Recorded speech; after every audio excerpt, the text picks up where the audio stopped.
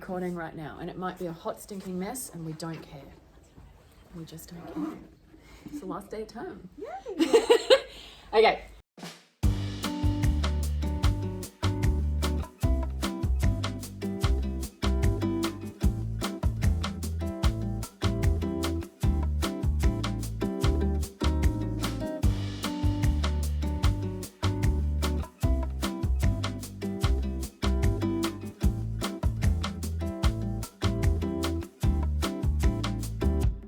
Today's mini lesson for all students out there writing an essay or an analytical essay in English is on dropped quotes.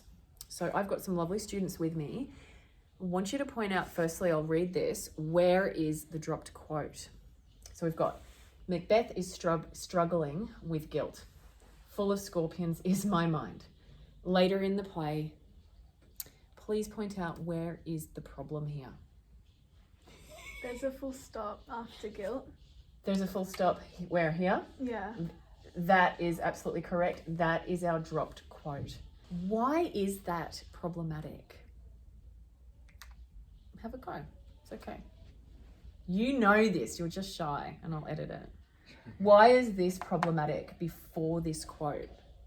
You know you want to, have a go. It's not as smooth of a transition. It's not as smooth of a transition, yep. Mm-hmm. It's like a whole different sentence. It's an entirely different sentence. It's a key thing here, guys. There's no introduction to the quote. There's no introduction to the quote, and sometimes we call this context. Actually, we can assume it's Macbeth talking, but you don't know for sure that it's Macbeth talking. And in some of the marking I've been doing right now, people have had a sentence like that, and the quote is from someone totally different. So what we're talking here is before we do a quote, you need to have context of who is talking, ideally to who, and even better is how. Let me show you the other missed opportunity this student has done. Straight after the quote, they've moved on to another idea entirely. Now, you guys are from my class. What would be the advice I would be giving you after a good quote? This is a brilliant quote. Full of scorpions is my mind. What would you guys suggest they do? Kind of here-ish. Values, attitudes, beliefs. They could mention values, attitudes, and beliefs. Yeah, they could do that. I'm going to keep that. But look at these words. What could they slow down and do straight after the quote? Explain or analyze the quote. Love it. Explain and analyze the quote. For instance, students are often using a really cool quote, but they don't slow down to chill out and analyze why it's a cool quote. They move straight on really quickly. So for this student, guess what? They have missed this brilliant opportunity to hone in.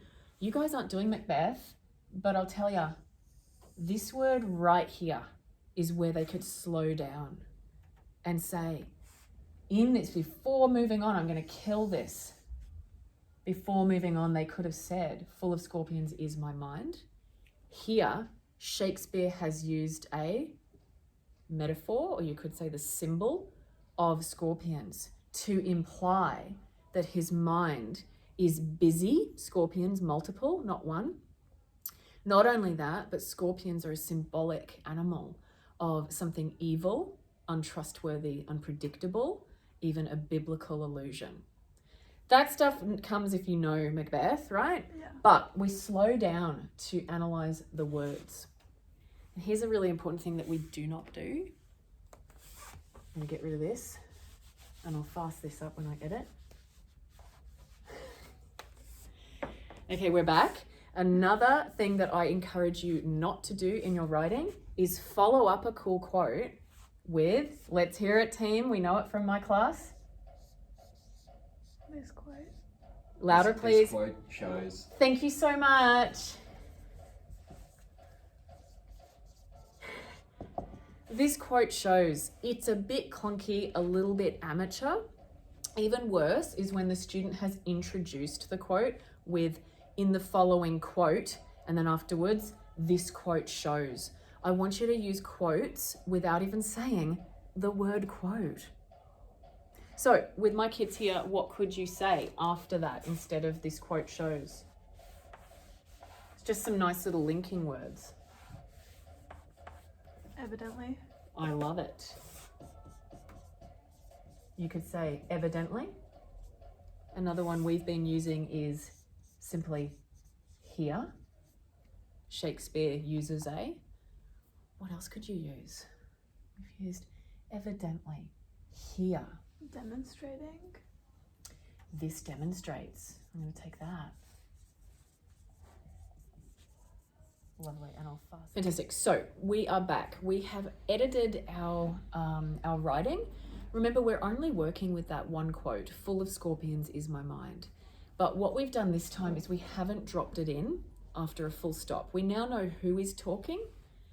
We now know also, really importantly, what Shakespeare's word choices were. We're analysing the quote afterwards before we move on. So let's have a listen. Struggling with his guilt, Macbeth describes his mind as being. So this is an embedded quote. It rolls with my sentence. So I actually need no punctuation there because I've just embedded it into my sentence. Describes his mind as being, quote, full of scorpions. Slow down, don't move on. Stay on that cool quote and analyze it. Here, Shakespeare uses a biblical allusion to scorpions to symbolize the torment Macbeth, because otherwise it sounds like Shakespeare's tormented, to the torment Macbeth is enduring as a result of committing regicide. So what you have here is an example that shows a higher level of writing skill because they've embedded the quote really well and they've slowed down to analyze the quote afterwards. And notice we haven't even said the word quote anywhere. So it's a lot more enjoyable to read.